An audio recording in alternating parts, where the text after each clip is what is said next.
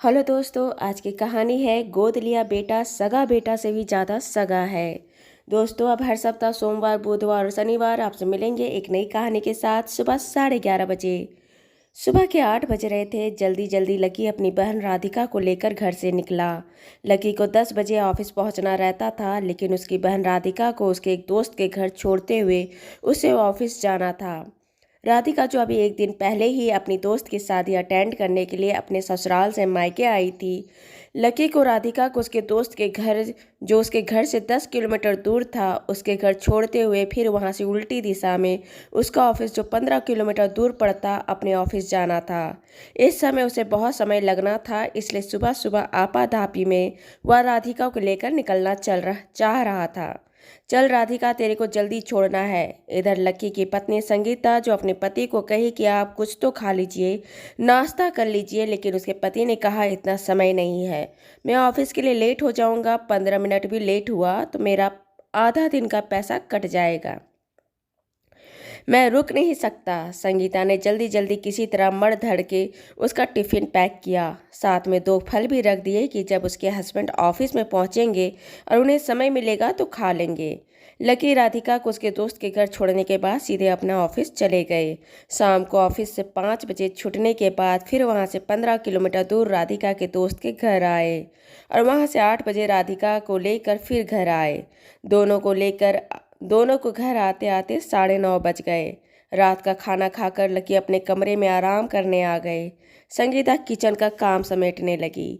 सुबह का काम, खाने की तैयारी कर रखी। किचन साफ कर सारे गंदे बर्तन धोने के लिए जब लकी का टिफिन निकाली तो देखती है कि टिफिन वैसा का वैसा है जैसे सुबह दिया था, साथ में दोनों फल भी रखे थे। भरा टिफिन देखकर संगीता का मन खराब हो गया। खैर, टिफिन खोलकर धोकर सारा काम खत्म करने के बाद जब वह कमरे में आई तो उसका मुंह फूला हुआ था।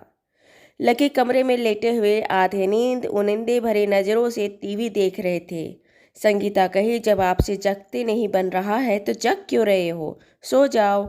लकी कहा कि मैं तुम्हारा इंतजार कर रहा था, सुबह से बाहर हूँ, बिजी हूँ, 2 मिनट 2 बोल भी बात नहीं हो पाई तुमसे, सोचा 2 मिनट तुमसे भी तो बात करूं।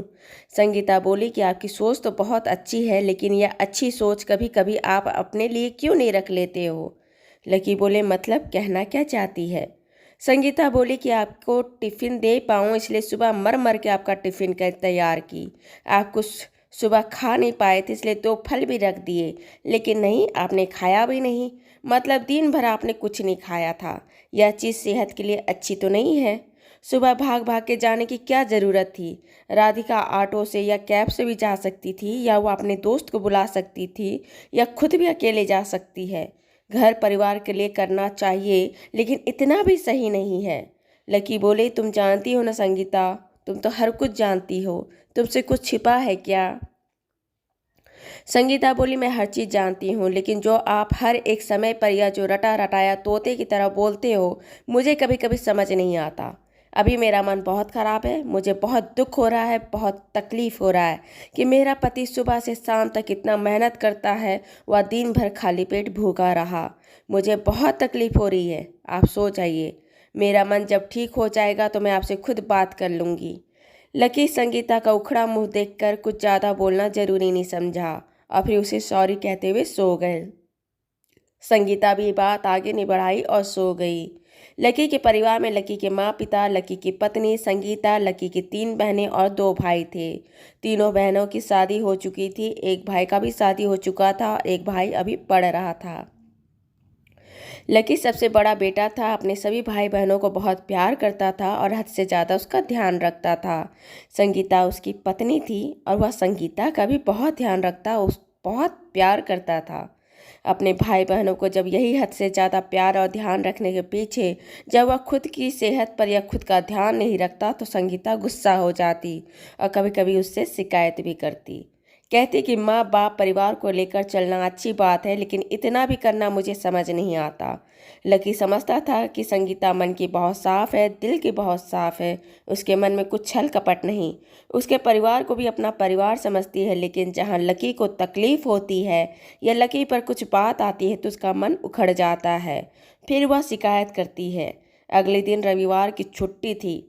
लकी को राधिका को लेकर उसके दोस्त के घर छोड़ने जाना तो था, लेकिन 12 बजे के बाद जाना था, इसलिए सुबह थोड़ा हौले सुस्ते आराम से 8 बजे तक देर से उठा।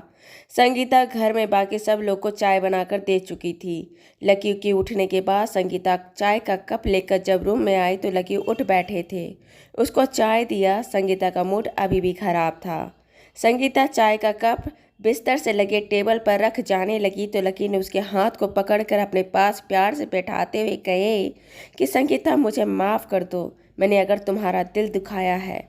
कुछ भी करो, मैं तुम्हारा दिल दुखाना नहीं चाहता।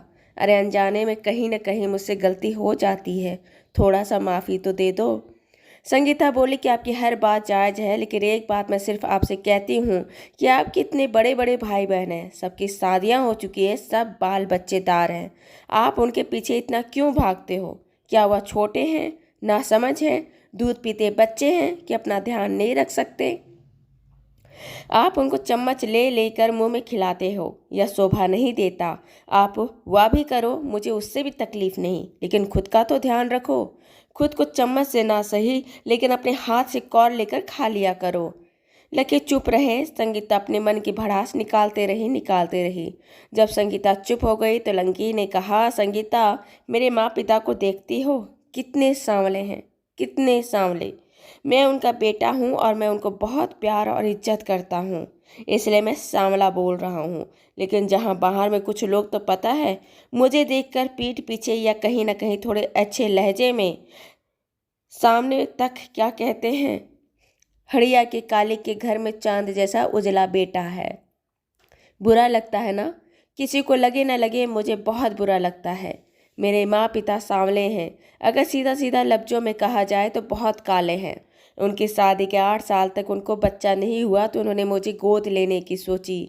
वे अनाथ आश्रम गए, वहाँ पर उनके सामने हजारों बच्चे थे, ढेर सारे बच्चे थे।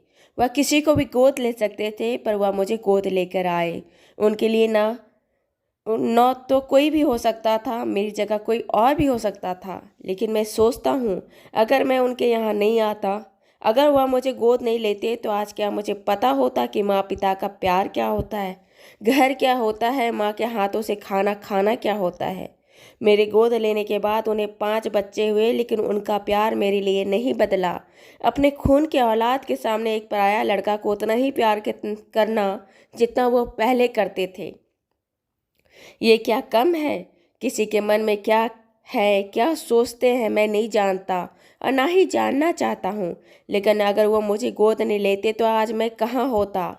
संगीता जो मुंह फैलाए बैठी थी, उसका गुस्सा शांत हो चुका था। लकी संगीता के चेहरे की ठुड्डी पर अपनी उंगली रख कहे, तुम मुझे मिलती क्या? संगीता बोली, मैं आपके मन को समझती हूँ, लेकिन अगर आप नहीं होते तो मैं यहाँ होती क्या? मेरा आपके परिवार से रिश्ता आपसे मेरा रिश्ता जुड़ने की वजह से बना है, इस बात को मत भूलिए।